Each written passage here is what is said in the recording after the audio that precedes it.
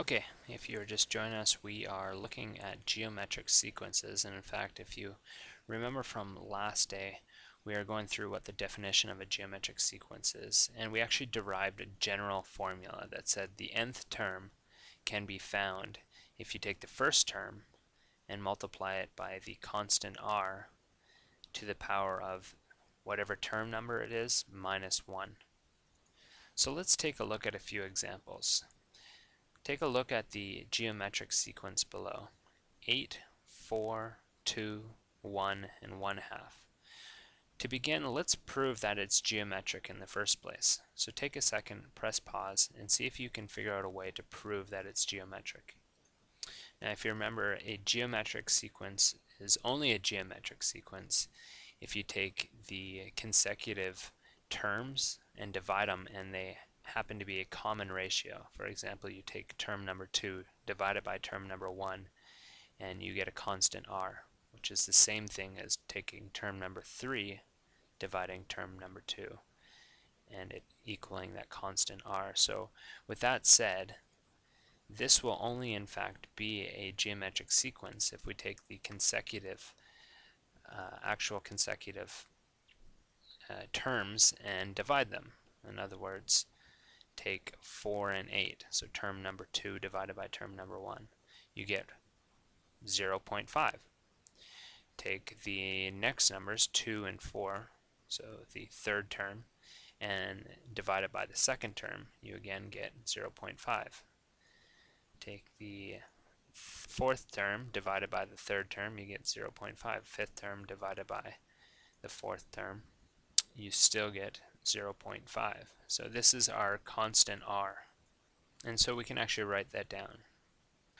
Well, how about this then? What if I asked you to find the general term? So the nth term could be any term, but I want a general formula for how you find the nth term. Take a moment and see if you can write it down and find what the general formula would be.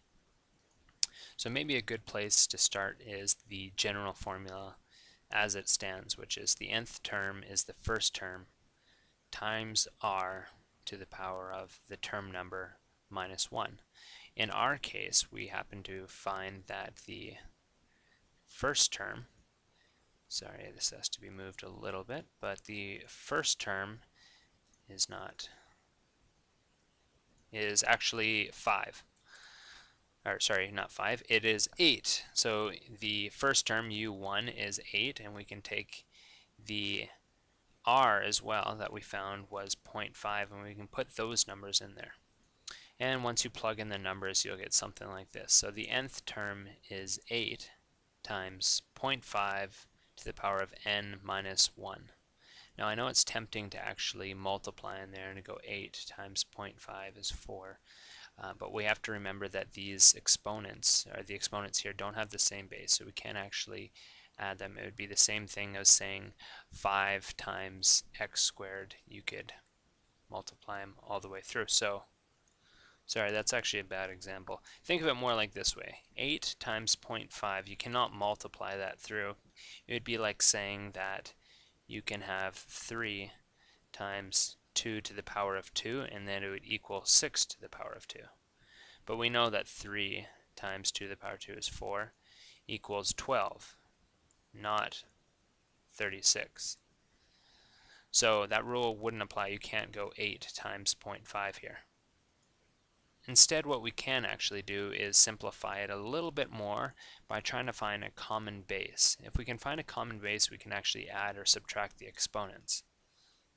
And here we can actually find the common base of 2. 8 is the same thing as 2 to the power of 3, and 0.5, or 1/2, is the same thing as 2 to the power of negative 1. Now we have the bases that are identical. The rule here, of course, is you have to multiply the exponents first. So if you actually look over at these numbers here, we actually have to multiply negative 1 times n minus 1. Now if you don't know the reason yet, that's okay. Just see if you can follow along. So we get this, and then you can actually, since they have the same bases and they're multiplied, you can add the exponents. So then you get 2 to the power of 3 minus n plus 1, or 2 to the power of 4 minus n.